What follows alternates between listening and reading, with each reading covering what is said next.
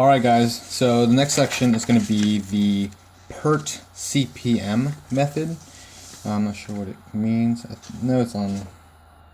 Anyways, so this is where we kind of start drawing something like this. And we try to find the best routes, and then we kind of go back. And but we'll go ahead and do an example on this one here.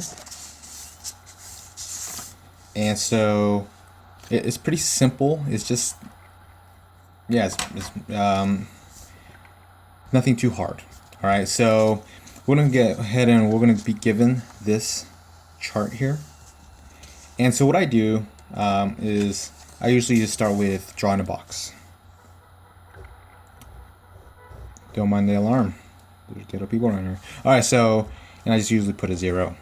And so first it tells us A. It has no prereqs, so you could go ahead and make line A, and I'll show you. And it's going to require 5 days. Okay, so I'm going to go ahead and draw a line, just a random line, which will represent A, which will represent 5 days. Okay, so the next one we see here, B. Well, in order for you to get B, you need A. It's a prereq. It's like, in order for you to get into the investment property or class, you need to take the finance class. So A is your prereq. So you go ahead and do B. So you're going to kind of go ahead and branch off of B. And B will equal 15. Again, you compare. Prereq is A. So you connect B with A. And it's going to be 15. But hold on. Check this out. C is a prereq of A. What in the world is going on? Is everyone losing their minds? No, we are not losing our minds. So we're going to go ahead and make something else. So since this is A, C is going to be, as we can see, 6. Because it's a prereq of A. So it needs to be connected. So just imagine this being A.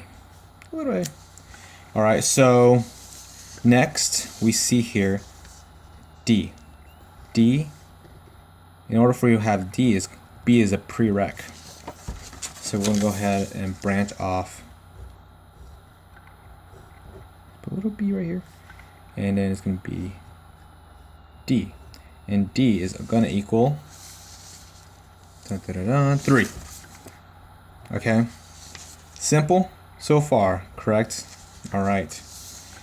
So next is going to be C and D. Okay, wow. How in the world are we going to do that? I'm being a little sarcastic if you can't really hear my tone. So C and D is the prereq for E. Since this is D and this is C, you pretty much connect these two.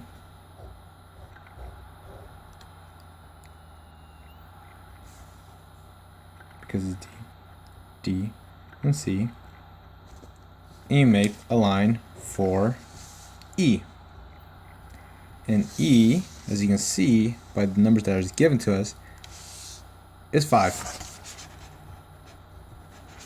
Okay.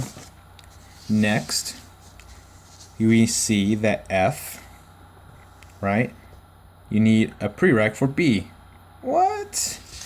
But B is all the way over here. That's right. So you make another line. It's getting a little fancy, isn't it? So it's going to be, so we can see F, prereq of B is 6. So we're going to go ahead and put F equals 6. All right. My phone is totally dying. All right, so, and now we look at G. And we're like, G, E, and F? What the heck? So what's the prereq for that? E and F, as you can see here, F is there, E is there. So we're going to go ahead and put EF. Make another line. And that's going to be G. And G equals 2. And then lastly, H. And that's to make an offer to the candidate. and requirement is G, which is 0. And that's G. So H equals 0. So there are two things that we are looking for. We're looking for the TCP, which means it's not a drug, all right? We're looking for the total completion of the project, the time frame, and we're also looking for the critical path. And how do we do that? I mean, it sounds so hard. So that's what she said. We go ahead and we pick actually the route with the most boxes. Yes, I try to simplify it. Instead of picking the shortest path, longest path, what's the shortest path? I pick the boxes, the most boxes.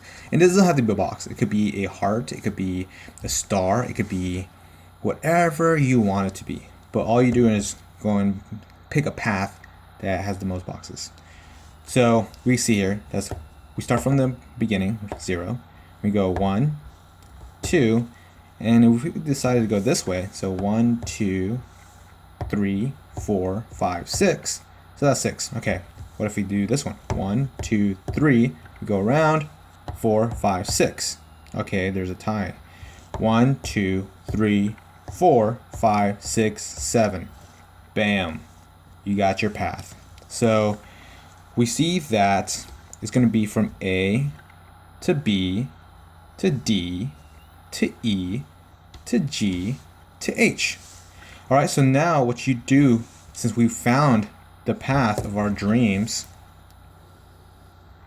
okay, we're going to go ahead and add these numbers and put them in here. Okay, so here we put 0 and 5, and again, we get these numbers from these numbers that were given to us earlier. That's how we were able to calculate everything. All right, just in case you guys are wondering where these numbers are coming from, look at the original problem and you should be able to. So this is example 1, and this is something I printed from his package. Okay, package folder on his thing online. So again, 0 plus 5, 5. 5 plus 15 is 20. And now we're going towards the path that we chose, which was 7 boxes, right? So 20 plus 3 is 23. 23 plus 5 is 28. 28 plus 2 is 30. 30 plus 0 is 30. So the total, or the TCP, is going to be 30. Okay, and over here to confirm, which is I think is kind of dumb, but he wants us to go backwards. And what we're doing is we're subtracting the number of what we added. So right here we added 0, so it's pretty much, you could probably draw circles here on top of all the boxes that you've chosen to follow, and you start with 30. You subtract 0, you get 30, and then you subtract 2,